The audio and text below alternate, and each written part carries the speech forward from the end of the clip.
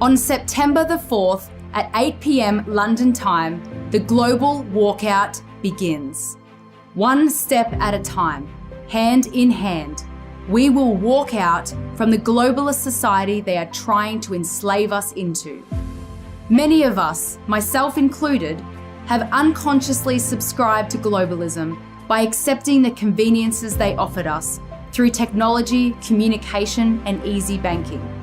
If we want to strategically push back against globalism, we must lead by example and slowly unchain ourselves. We already have the power. There are already enough of us. We just need to act in unison. Join the global walkout, and together we will move forward to a new and better way of living. United, one step at a time, we will gradually strive to disconnect from the globalist agenda. If you join the global walkout family, you will be walking the walk alongside thousands and then millions of freedom lovers around the world. We will inspire each other to achieve our dream life of personal sovereignty, peace, happiness, and the ultimate freedom. Whatever the globalists try to do will become a non-issue because we are walking out on them. The first of many steps that we will take together will be announced on September 4th at 8 p.m. London time, and then at the same time every week moving forward. I cannot wait to create a world where we are free to move, speak, think, worship, sing, dance, breathe, and make our own choices. We are building that world together right now, one step at a time. Together, we will reignite freedom.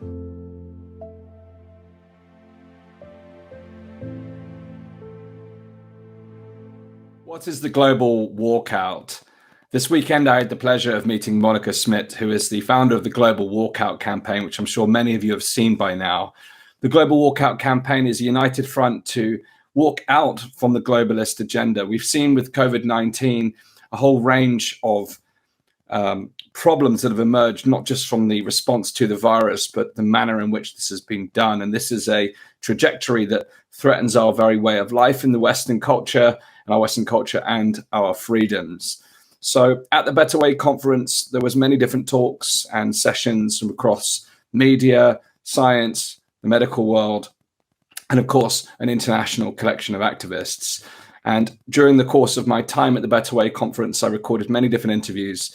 And today we have the opportunity to watch my conversation with Monica Smit to learn about her compelling story about how she has fought back against the establishment during the last couple of years within Australia, the challenges that she's been through, including time spent in prison for her actions and deeds.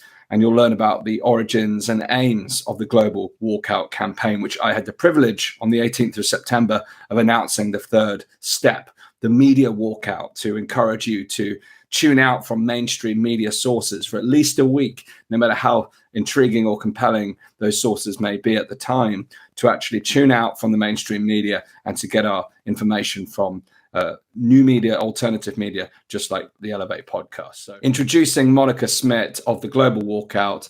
Please join us in the Global Walkout campaign at globalwalkout.com. And for now, enjoy this conversation.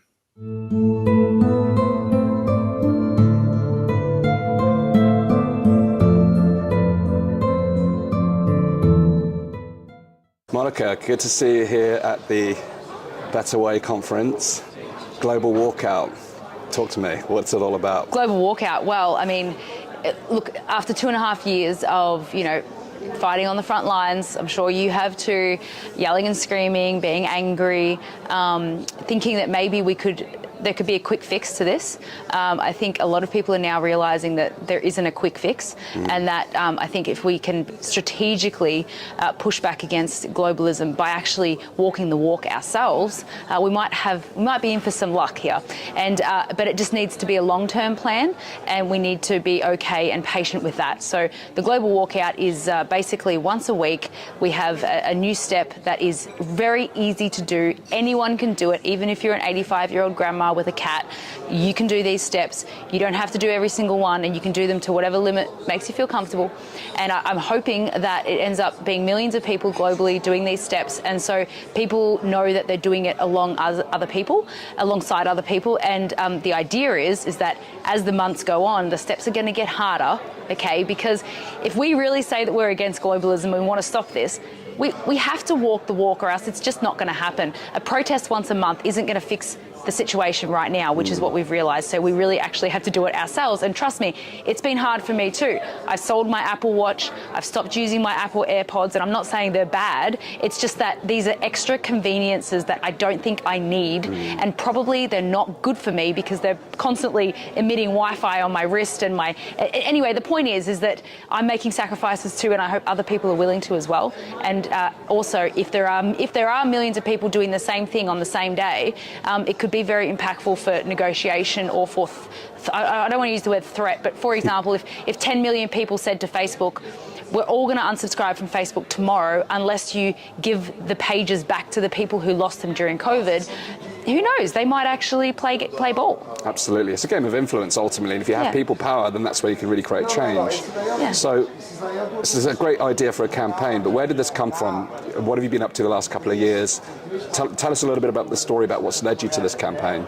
So I started an organisation called Reignite Democracy Australia in August 2020. So right in the beginning, really, when people started realising there was something weird going on here. And also in Victoria, Australia, your audience might know that we had the worst lockdowns in the world, and for 4 months during winter, we couldn't leave our homes unless we had papers. Even if we had papers, we couldn't go more than 5 kilometres, or we couldn't exercise for more than an hour, which no one could police anyway, which was crazy. So in about August 2020, I started an organisation called Reignite Democracy Australia. It was right at the time when people were starting to figure out that things weren't quite right. And also Victoria, Australia had the longest, worst lockdown in the world, from what I understand. So draconian measures like, you couldn't leave the house for more than an hour a day to exercise, even though no one could police that. You couldn't leave more than 5 kilometres, which is about 2 miles. You couldn't leave the house unless you were essential, according to the government, and you had to have papers on you to leave more than 5 kilometres as well. On top of that, there was a curfew from 8 p.m. to 5 a.m. as well. So it was winter, it was cold, everyone was depressed, and I was like, this is not right. And we couldn't protest because it was illegal, all this sort of stuff. And I figured, I don't have to be a doctor to know that this is not healthy. We have all this anger inside of us. We're confused. No one's answering our questions. No one's giving us the facts. So I thought of a way to do a live stream protest, and that's where Reignite Democracy Australia was born. And then we really started campaigning against the government, doing petitions and things like that, which obviously also didn't work. But the point is at the time we felt like we were doing something, and so I was giving people tools to feel like they were fighting back, and some of it probably did work, but obviously it hasn't stopped the whole machine. But it was empowering people in that moment. But then things started really getting heavy when, about a year later, I was followed and arrested by 7 undercover police and charged with incitement, which is, in this case, to make it really, really basic for you to understand what this is. Imagine if you went shopping with your friend and you encouraged her to park in a no parking zone. She got a fine for parking there, and you got criminally charged for telling her to park there. That is how ridiculous it was, because it was incitement to encourage people to break COVID restrictions. So obviously I was speaking out against the masks and saying that protesting was a human right. So because I was inciting people to commit that crime, I was a criminal. So then what happened was they gave me bail conditions that would have silenced me completely. And I won't go through all of them, but just really quickly, The first one was that I had to be home from 7 p.m. to 6 a.m. every single day, and I'm still on bail, and it's been a year now, so that was crazy. Then there was 2 that completely suppressed my freedom of speech, so I could not speak against the COVID restrictions. So it wasn't you can't encourage people to break them, it was you can't speak against them. And you must delete everything on your website and your social media that goes against the COVID restrictions, which was everything. And I had 7 staff at the time. They all would have lost their business. I would have been stuck at home in prison at home. Anyway, I said no to signing the bail conditions, so I went to prison for 22 days in solitary confinement because I wouldn't take a PCR test. So I didn't go to prison for the charges. I went to prison because I refused to sign the bail conditions, waiting for appeal to the Supreme Court. Then the Supreme Court judge agreed that the bail conditions were ridiculous. And she said, Monica finds loopholes. That's not a crime because I was a journalist. So that was my loophole to leaving the house, right? Because I had papers. Yes. But they don't think I'm a real journalist, even though I've been overseas and done journalism and all that sort of stuff. But anyway, they don't believe it. So they charged me anyway. So I got out after 22 days of solitary confinement. Without losing my voice. Just more recently, I pled not guilty, and then they tried to get a warrant to force me to give them passwords to all my accounts on my phone, so my Telegram, Signal, Google Maps, Google Docs, Google Drive, and if I didn't give them the passwords, I could go to prison for 5 more years, or it would be a breach of bail, so I would go back to prison for 3 months. I said no, and a week later they dropped the charges, which is crazy. So I spent 22 days in prison for nothing, and they just play with my life like that. But I'm still on bail, which is weird because the charges are dropped. But anyway, here I am in Austria speaking out, and my lasting message on that story is that the joke is on them because they tried to silence me. But now I have this amazing story that I can share, and it's because they attacked me, and they really should learn to leave people like us alone because they just give us more ammunition when they come after us. So anyway, that's the story. Wow. You're clearly a very strong, courageous woman, but when you got that verdict you were going to be sent into solitary confinement for 22 days, how did you feel? What was going through your mind? Well, so I had to sleep in the remand centre that night, and I will just backtrack a little. About 3 days before I got arrested, I actually had a lucid dream just before going to sleep of the exact same thing happening. So vivid that I even said to my partner at the time, if this happens, if I get bail conditions that are draconian, I'm not going to sign them and I'll go to prison. And he was like, really, do you have to do that? And I'm like, yeah, I'm going to do that. So when it happened, I wasn't shocked. It was like I was prepared. And I believe in God, right? So it was like he prepared me so that I didn't react crazily. I was just like, oh, okay, this is real, right? 3 days later. And then when I was in remand that night, there was another woman in the remand centre, and she was clearly on drugs or really drunk, and she was screaming and carrying on as if she was the devil herself. And I believe in God and I believe in devils, so I think the devil was telling me through her that you can't do this, who do you think you are, you know that you can't handle the intimidation and and I was like, no, I can, I think I can, I've got the support of my family, I've got all this sort of stuff, I can do it. So when I had when the magistrate said that these bail conditions were in place, to me there was just no question, because the bail conditions were so crazy that there wasn't even a question. Like if they were a little bit more moderate, like if they didn't have the draconian like you can't speak ones in there, I might have accepted the curfew and then hoped to appeal it in a month's time. But those ones, I had 7 staff, I had other livelihoods, and also I felt like a lot of people were depending on me to be strong. So to be honest, it took me no time at all to choose not to sign them. But in that moment, I was like, what the hell have you done? Like, are you crazy? Yes. And my lawyer said, I've never seen this happen before. You do realize you're going to a maximum security women's prison, right? And I was like, yes, I do. And the big question I had in my mind was, are you doing this for fame and glory, or are you doing this for the right reasons, And I had to go through that the night before with the devil, I think. And I was really certain that it was the right reasons, because we can try to be a hero sometimes, right? Yes. So when I was in the transport vehicle from the remand to the prison, I did cry for about 5 minutes because I saw my parents outside the window, and I was looking out the window as I was in this little box, this metal box, and I was looking out at the other cars cars, and I was like, you have no idea what's happening. I'm not a criminal, and I'm in this, and I'm thinking, crying to myself, and then that was it. And after that, I just, to be honest, prison was really relaxing. Like I work really hard. I'm sure you do as well. Yes. And so it was like God was like, well, you need a break, so I'm just going to put you in prison. But I will say that I'm not a robot either. Obviously, being strip searched and being treated like a dog, like they don't open the door, they talk to you through like a little envelope slot, and other women in the prison are going through all these things. So you could, I was in solitary confinement, so I didn't get to leave the room, but I heard other women crying and carrying on, and that was really hard. And the strip search was basically like being raped, basically, but metaphorically. Well, you know, you have to do things, you know, to check if things are in places. Yes. And that was, you know, really humiliating. And when I, like in there, I was pretty positive, and like my only job was to stay positive. I didn't have to post. I didn't have to write anything. I wrote a book while I was in there, which will be ready soon.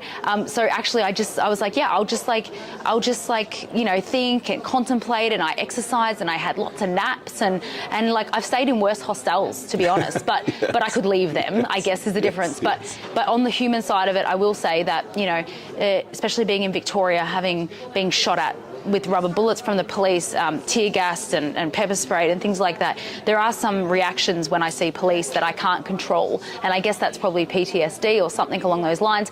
But of course I would, especially when I first got out, I would come home every day and think that the police would be there.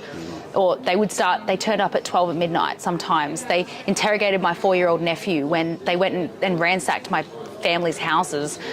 They dobbed on us for living in a house barn that wasn't registered as residential, because they couldn't see my room, they couldn't search my room, and they were so annoyed that they reported it to the council, and then we had to move.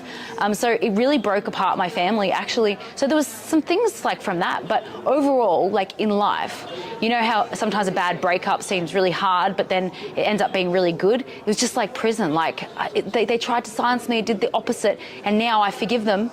And I thank them, because if it wasn't for that, I probably wouldn't be here today, you know? So that's it. What an incredible story. Yeah. I mean, even when you're talking about the situation in Australia, the restrictions, the mandates, every time I hear those stories, I have to pinch myself to remind myself that actually happened. Yeah. You know, that alone as part of your story it still shocks me today when I take the time to relive just how life was in 2020. But when you add your story of your prison sentence and the challenges you've been through, that just makes it even more dystopian and hard to believe. And again, we have to recognize this is 2022. This is a modern society, supposedly free and open modern society that has led us. But it feels as though our culture is kind of shattering beneath us. What do you think the future holds based upon the trajectory we're heading on here? Well, the trajectory right now is terrible. There needs to be a shift in how we approach things, you know, and that's why we're doing conferences like this, to create those unities. And who knows, like now that we know each other, who knows what might happen? We could come up with an idea together that changes 100 people's lives, or who knows, right? So if we continue, I mean, insanity is to do the same thing over and over, right? We tried the quick fix, we tried the protesting, which were beautiful, some of the best days of my life. We tried them. It worked for many things, it networked and we felt good, but it's not the answer, I don't think. And I think those types of very reactive things, they make you feel good in the moment. But after that, it actually is not that effective. So I think the future looks very good if we are adaptable and flexible, and you know, the whole thing of working together. It's easier said than done, but I think that we should. And I would say my main thing about trying to get on the front foot is that it's like if you are getting bullied at school and you ask your parents what you should do, your parents are going to say to ignore them, pretend it doesn't affect you, to walk away, to not give them any airtime, because that's what bullies, they feed off of your energy and your airtime, basically. So I see the globalists as the bullies in the schoolyard now, and and the mainstream media. So when I see a negative headline, I'm just like, oh yeah, whatever. Like, of course they're going to do stupid things because they're stupid. Well, not stupid. Of course they're going to do evil things because actually they're quite evil. So it doesn't surprise me anymore. Because, and I think over the last 2 years we were giving so much energy to that, we were actually making it worse. And they were feeding off of it. They loved it because we were so angry, right? But if we ignore them and just be like, yeah, well, I'm going to go put my veggies in my veggie garden, or I'm going to go talk to my friend, that's going to annoy them more. Yes. Like, seriously, they hate being ignored. Yes. So maybe politics isn't the answer. Maybe protesting isn't the answer. Maybe we literally just need to start putting together the life we want instead of fighting against the life we don't want. And if we can all change it sounds lame, but like, I call myself a freedom lover instead of a freedom fighter now, and it's just one word difference. It means pretty much the same thing, but there's something different about it. Yes, energetically different. Yeah. And for me personally, I believe when we start to conceive the life we want to live, then it simply becomes the duty to then step into that life. And I think that's really, really important, because we can constantly externalize and rationalize why our life is a certain way, and we can become the victim in doing that, because our circumstances can determine how we experience our life. But actually, when we reclaim our sovereignty, our agency, our autonomy, and we make that decision for ourselves, but also looking to the world we want to create around us and how we can influence that. One of my favorite stories is from a spiritual teacher called Ram Dass, who talked about how if you smile at 5 people in a day, and then those 5 people then smile at 5 more people, by the end of the day you could have caused 1 million, even more people to have smiled. And that's a ripple effect that can transpire around the world from simple actions. And that's why I love what you're doing with the Global Walkout, because it comes down to simple actions that we can all take. But a lot of them are very positive focused, and it's lovely to hear your plans, because it enables people to actually step into that freedom-loving life and reclaim their sovereignty, to step into that power they have. And you've demonstrated incredible personal power through what you've done. And I'm really curious, because we've got this kind of narrow view of you and what you've done over the last couple of years. What do you feel through your life has built you to this point? You know, what are some things you've been through that have given you this strength and courage to face what you faced over the last couple of years? Well, I haven't always been this person.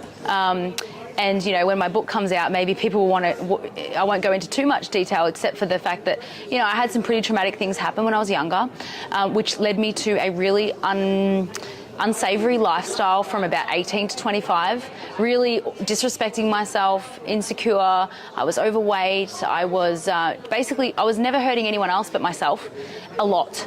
And it took me 2 or 3 years to forgive myself for those bad mistakes. But then, I don't know what happened, but there was this voice inside of me that said, maybe you could do something to help people. I don't know. And I think the only difference between me and someone else is I'm not any better or more courageous than anyone. I think the only difference is that I listen to that little voice, and everyone has it. And it can be, not everyone is meant to be in the public eye, not everyone is meant to go to prison, but you probably get a voice in your head saying, I could have spent more time playing cards with my son, or I could have gone for a longer walk, or I probably shouldn't have had that chocolate cake, whatever. It can be very small things, but we all have these voices, right? And we ignore them because it's easier to, but actually if we listen to those voices, it's going to make us the person that we're supposed to be. So the only difference is that I listened, and also I traveled a long time on my own and put myself into really weird situations, like Honduras, like, you know, South America on my own, young girl, like crazy stuff, you know. And I think that sort of made me like more secure, because I was so insecure when I was younger. Then on a generational side point, my grandma, she's from Holland, and they hid Jews in their attic during World War II. And so I look to her for a lot of strength. And also, I believe in God, but it doesn't matter whether it's God or a higher power or whatever. But I do feel like I'm basically just like on this journey and I'm not choosing anything. And also that helps keep me humble as well, because it's like, well, I'm not better than anyone else. It's just that I was asked to do something and I just listened. That's it. That's absolutely it. And so I do get a lot of inspiration from God, and I'm not like I don't sit there praying for 10 hours a day, but I just feel like there's some sort of connection. And then when I was in prison, like he allowed me to feel at peace, because I knew I'd done the right thing, not for me, but for something else. So yeah, that's pretty much it. And my family is so supportive. Hey, like I live with them. I love living with family and being around, and all my friends are like me.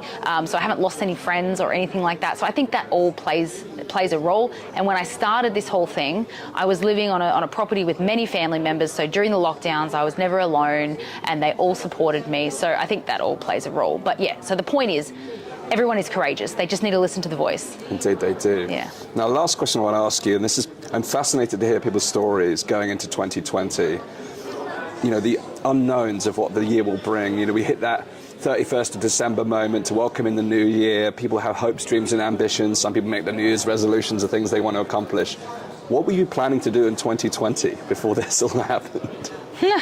Well, I had just finished traveling for like 3 years. Yes. So I had just gotten home and I was like, oh, I did real estate before and I was like, what am I going to do? I can't just go back to real estate after traveling. And I started doing journalism when I was traveling and just learnt so many amazing things. I'm like, how am I going to find a job that is going to fulfill this sort of person that I've become? And I changed so much during that my friends and stuff didn't seem to gel anymore because, you know, traveling is such an inspiration.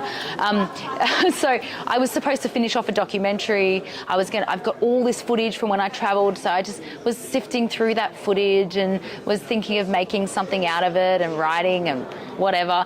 And then and just as well, like, people might think that someone makes one live stream video and it goes viral and that's how it happens. But what people don't know is that there's hundreds of hours before that of crappy videos that went nowhere. Lots of speeches that you've written that you never got to speak, and et cetera, et cetera. But I had done that already the previous years because I thought I had something to say, but I didn't know what it was. So I just kept trying to look for it. So for some reason, I just knew that I would figure it out. I had no idea that there would be a massive virus and that would give me my voice. And obviously I would have preferred there not to be a virus and for me not to have a voice, and I would have found a smaller voice in another situation. But yeah, I was just dabbling around with documentary stuff and trying to figure it out. I was waiting to figure something out and it figured it out for me. Life showed the way. I mean, we have such similar stories when it comes to 2020, in fact, in the way that, you know, what preceded that. I mean, during the lockdown, we created content every single day, 3 to 5 pieces of content, just to try and keep people motivated, engaged. And at that point, I had a very critical mind. I was watching what's going on, but I just felt compelled to try and serve people. And so we were bringing inspirational speakers, live classes, workouts, fitness, yoga, and we were deliberately trying to get this stuff to go viral. You know, we're like, everyone's at home. Like, this is a real opportunity to engage people. Surely we can get this into the homes of many people to support people through this time. And we reached a couple of 100,000 people, which was great. And, you know, I'd been creating content for the past 5-6 years prior to that. But then come October, when it was a breaking point for me, August 2020, and I literally just picked up my phone with no intention other than to share how I was feeling about what I was witnessing. That was the video that went viral without even trying. You know, there was no intent. I've seen that. Yes. Yep. And then, you know, 5,000 people had shared it within 24 hours. It was insane. And you were like, but I was just myself. And no preparation. Nope. And no expectation. It's the videos you spend days making, and you're like, this is it. It's like, nope. Indeed. But I think the important thing is that moment is available to all of us to claim our voice, to find that power within us. We all have the tools and the technology that can help us to do that. And having been here today at the conference, you and I have been going through a vast amount of experience here and meeting so many different people. But it just had this sense that there are people watching and waiting for someone to come and save the day or bring the campaign or the protest. And that's all happening. But I feel that everyone out there, if they can claim that power that's within them and step up as a leader to me is not something with a title. You know, you don't need to be a manager or whatever title or expectation that the world puts on us.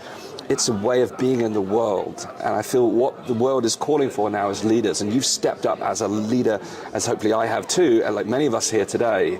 But that invitation, I feel, is out there waiting for all of us. And 2020 felt like a tap on the shoulder moment. I had that. I had a very spiritual, profound moment where it felt like, if you don't do this now, Dan, that's your last chance. Yeah. It's your last shot. I've given you plenty of chances. Yeah, it's going to be tough, but you said you wanted to do this. So, exactly. Yeah, I remember saying to God, I was like, I'm willing to work my butt off if you point me in the right direction. Oh, geez, did I play a game with that? But yeah. Yes. Yeah. And where is life pointing you now? We obviously got the global campaign, and we'll wrap up on that just to give people a place to go to check that out. But where are you feeling called to go next?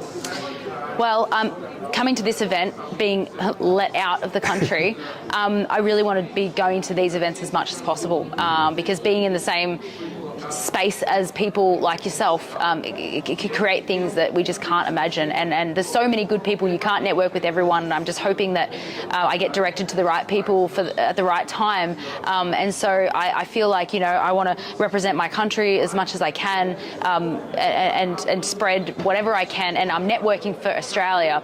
It's not like I want to come here just to like have a good time, because to be honest, it's really hard work, isn't it? Really hard work. Flat out. So with the global walkout, that's really my focus at the moment, and I'm hoping that it trickles down to help Australia. I'm not leaving Australia. That's my home. I love it.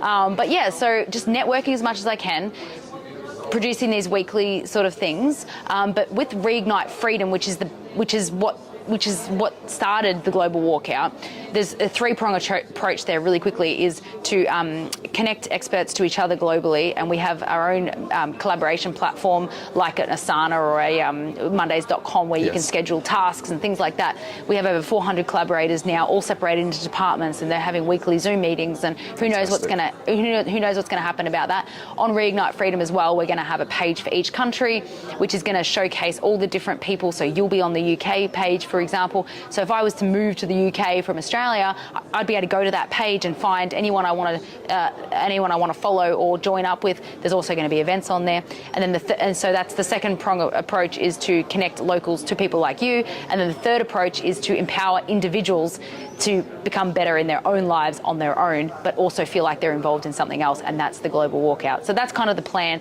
So and the global walkout will support other initiatives through the steps. So, for example, you spoke today, the other day, so the days are smooshing into one, you spoke about breaking up with the mainstream media, and I'm like, that's the guy for the media step. So I'm supporting your initiative by making it a step. And so I hope that I can support so many other great initiatives just by making it a step. And yeah, that's the plan. Yes, I mean, we called it a media breakup. It's actually a media walkout. Yeah, whatever. It's breaking up and walking out. I mean, you do both at the same time. That's right. So tell us about the first two steps. What was step one? Step one was to use cash as much as possible, and step two was to support local markets and grocery stores and farmers as opposed to the big ones. Yes. So the idea is that like not everyone can take out tons of cash at once. So even if you just use it 1 day a week, 7 days a week, whatever you can do is fine. We hope that it's a progressive add-on, that you don't walk backwards afterwards. So once you realize how empowering it is to use cash, you might keep doing it 80% of the time, And then number two, obviously local grocery stores can sometimes be more expensive, so not everyone can do it all the time, but you just do what you can. Yes. And by researching what the local grocery stores are, you'll now know where they are, which you might not have known before, and you can go there more often, or researching when the markets are. Every city has a market, right? So if you just know when they are, you might go more often. And every step, most steps will have an activism element to it, to also raise awareness. So with the cash step, there was a little piece of paper. There was 4 dot points that explain why cash is so important to keep in circulation. The second one had one as well. And we've just had some really beautiful feedback. For example, one butcher, that someone gave the little piece of paper, and he said, "Oh, I got one of these yesterday as well." Amazing. What the heck? Yes. That's insane, Yes. right? So anyway, that'll just keep growing. We've only had 2 steps. Yes. So incredibly powerful. Well, we now have a third step, and if you're watching this, the third step was announced on Sunday. It's the media walkout. We encourage you to unsubscribe from all mainstream media channels, YouTube channels, delete the apps from your phone, your laptops, your tablets. Check out from mainstream media for at least a week. Even though there are some intriguing articles out there right now, the narrative is beginning to crumble. There is some mainstream support. Finally, try to unsubscribe. Have a full mainstream media diet for at least a week. Join us in the media walkout. We can send a message together. There'll be future messages about how we can support independent media, independent thought. But for now, take the step 3 this week, to walk out from mainstream media. Together we can create change. This is the global walkout. It's been such a pleasure being here with you. It's been awesome. Really, I'll see you really soon in your country. And likewise, I would love to come to visit you in Not Australia. right now. Don't come now. Don't come now. It's bad. wait. Well, I've got some challenges to go through at home to deal with that. Yeah. Cool. I hope you enjoyed this powerful conversation with Monica. Please hit the subscribe and share button if you enjoy this episode. It's important that we stay connected. Censorship is is more and more rife. We're currently suspended on YouTube as I record this for 7 days for our content from the Better Way conference. So it's really important that we find alternative ways to stay in touch. So if you haven't yet subscribed to our mailing list, go to danastingregory.com/podcast to join our newsletter where you'll get up-to-date information about our content. This is the Global Walkout. One step at a time, hand in hand, we are walking out from the globalist society they are trying to enslave us into. Today is the 18th of September 2022. I'm at the Better Way conference in Vienna, Austria, and this is the third step of the Global Walkout. My name is Dan Astin-Gregory, and I am walking out with you. The third step of the Global Walkout is to unsubscribe from all mainstream media outlets, delete the apps from your phone, laptop and tablet, and unfollow all of their social media and YouTube channels. Try to avoid mainstream media for at least 1 week, even if the headline is intriguing. On the Global Walkout website, navigate to step 3, where you'll find a printout explaining why we should break up with mainstream media, and you can use these points as a way to start conversations with strangers, friends, and family. And you can catch up on all of the previous steps at globalwalkout.com. Stay tuned for the next step this time next week. Every Sunday at 8 p.m. London time, a new step will be announced. United, we will empower ourselves and each other to become more independent, self-sustainable, and in control of our own destinies. Together, we will reignite freedom. Join the Global Walkout family at www.globalwalkout.com, and we will see you next Sunday.